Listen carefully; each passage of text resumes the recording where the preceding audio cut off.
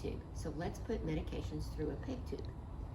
So on Miss LaRue, she has got ordered Augmentin and Tylenol to be given through her peg tube. So I've already checked my information about her that I need to give my instructor. So I'm gonna come to the bedside. I'm gonna do my AWABs. Knock, knock. Good morning, Miss LaRue. My name's Shelly. I'm gonna be your nurse today. I've got your medicines for you. Can you tell me your name and date of birth? Okay. I'm gonna wash my hands, provide privacy, and I'm going to get her medications ready. So she has got two. She has got Augmentin and Tylenol that we are going to give her. She has had some pneumonia and she's had a fever, so we're going to give her Augmentin and Tylenol. For that, we're going to use our cups. Augmentin, she has 400 milligrams ordered, and this comes 400 milligrams per 5 mLs. So we are going to give 5 mLs. I'm going to shake my bottle. It is in date. She is not allergic. Take my lid off. Turn it up. And when you're pouring liquids, you want to have it on a flat surface or at eye level, and you're wanting to look at the meniscus in the middle, not the sides. Also, when you're pouring medications, try to remember to put the label in your hand. Because whenever I pour it, if it was to drip down, then it would get on the label. And that's just a pet peeve of mine, but it's best to put that label in your hand so that everyone else can read the label appropriately and not get it dirty. So I'm going to give 5 mLs. I'm going to look on my cup. I'm going to pour out 5 mLs, which is not a lot.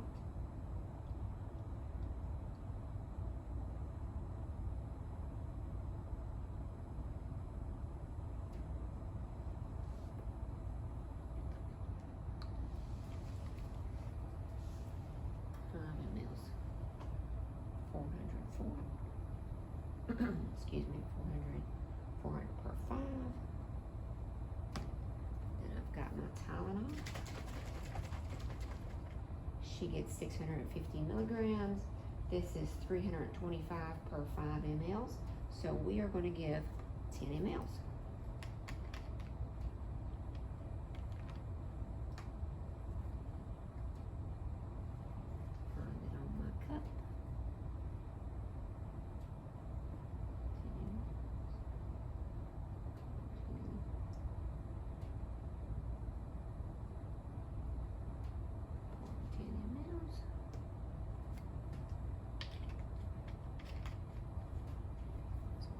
Tylenol, 650, 325 per 5, we got 10. Okay. That's our second check. I'm gonna look one more time before I put them up. Tylenol 650, Augmentin 405.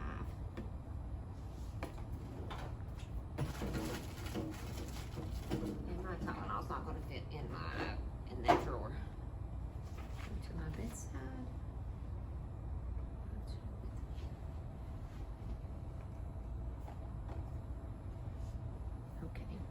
Miss LaRue, do you have any questions about your medication? Okay. I am going to wear gloves for this because we're going to be putting it in her peg tube. Since she has a peg tube, her head of her bed is already up high enough. You want it up higher than 30 degrees. But I'm going to pick her bed up to a working level for me, so I won't have to bend over so much. And since she's got the peg tube, I've got to keep track of how much liquid I'm putting in her tube. I've got your antibiotic, Miss LaRue, and I've got some Tylenol for your fever.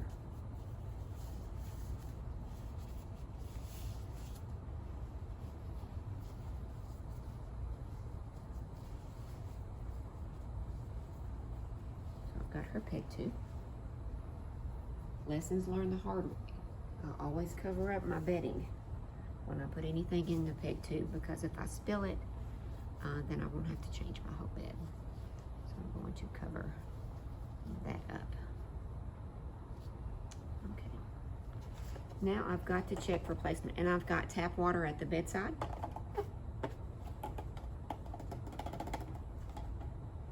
So to check for placement, I'm going to have to put a little air in. I'm going to put in about 20 of air when I listen.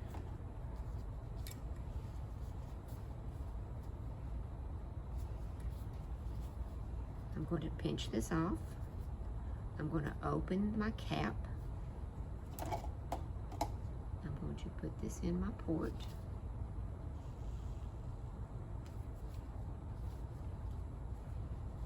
I'm going to put this, her stomach, and I'm going to, and here. Then I'm going to listen for a bloop. I heard the bloop. Now to be sure I'm in the stomach, I'm going to draw back.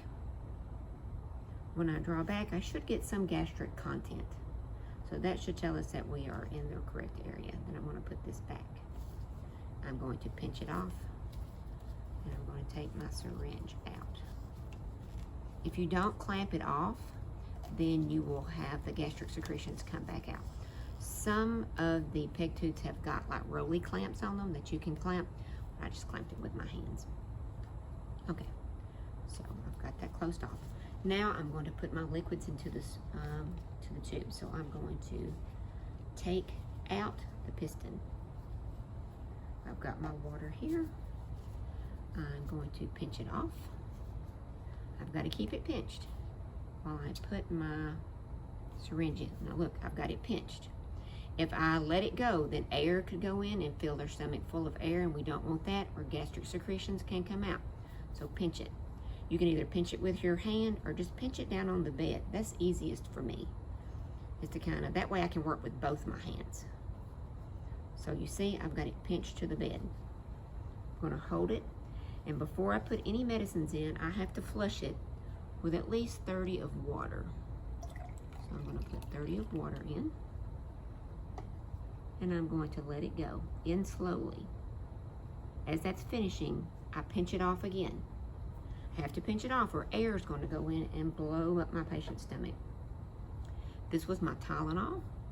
I'm going to pour my Tylenol in. I'm going to let that go slowly. Pinch it off.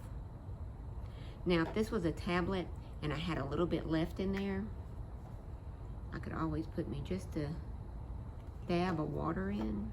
Swirl, swirl, swirl, swirl. Pour it in and let that go and clamp it off. Now you do your medications through a peg tube separately. Notice I didn't pour both my liquids together. So I'm doing them separately. So I put my Tylenol in. In between, I need to flush it with 30 of water.